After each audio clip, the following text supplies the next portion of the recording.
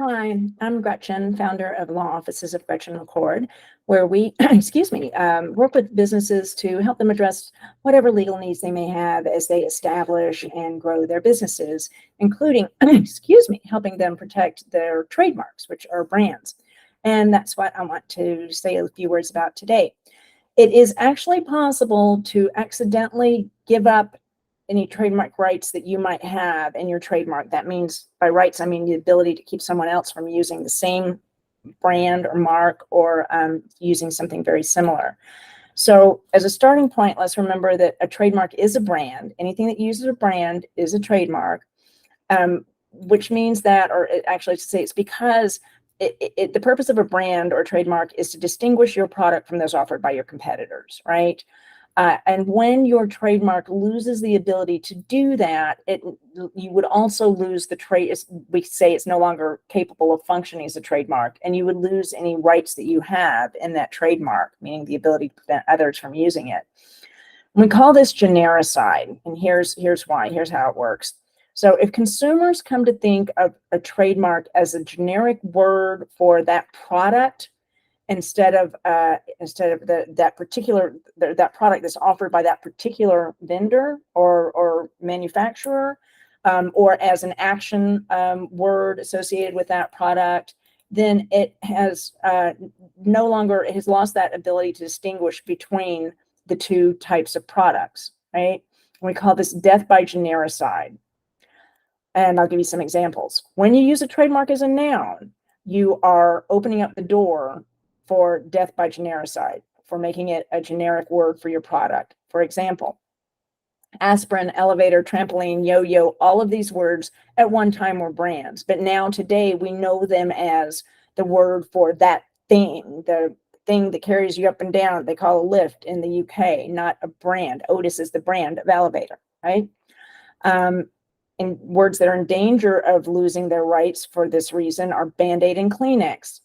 If you ask someone to pass you a Kleenex and you're not talking about a particular brand of facial tissue, but just any, that leads to this danger of death by genericide.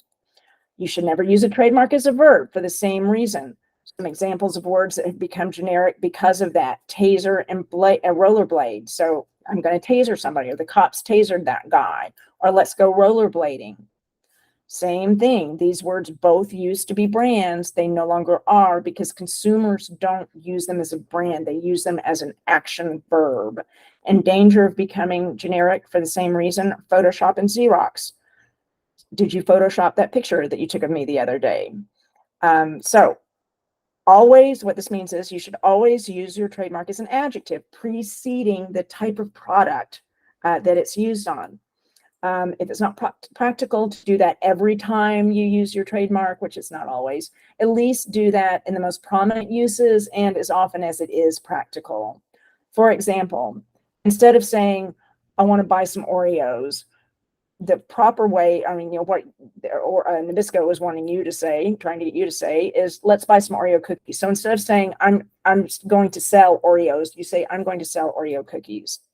Instead of saying, talking about making copies on a Xerox or Xeroxing copies, the proper usage would be make copies on a Xerox copier.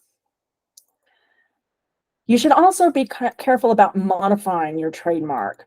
Any changes, I mean, it's okay. It may be okay to do that, but you should talk to your trademark attorney first, because if you change the way that you're presenting your trademark, you risk losing a registration for the trademark if you've registered it, and whether you've registered it or not, losing any rights that you've accumulated in that brand over time. Even what seem to be minor modifications can lead to that result. And here are 4 examples of changes, relatively small changes to trademarks that were deemed to constitute being a different trademark, and therefore there are no rights in the original. So got straps versus got straps with a question mark. The second one, there is a difference of only 1 letter. Mount Rainier versus Rainier, and you can see the difference in the logo there. And finally, do not allow anyone else to use your trademark without having a written license in place. the owner of a trademark must be able to control anyone else's use, any third party's use of that trademark. And the way that you legally show that you have that control is by having a written license in place. And you do have to have a little bit of kind of magic language, some specific language in that license. So those are my tips for today. If you're interested, we have some FAQs and other resources on other topics and trademark related to trademarks, and also some other legal issues in the resources section on our website. And always, we invite you to reach out to us directly with your questions and to let us know how we can help you make your business a success. Thanks a bunch.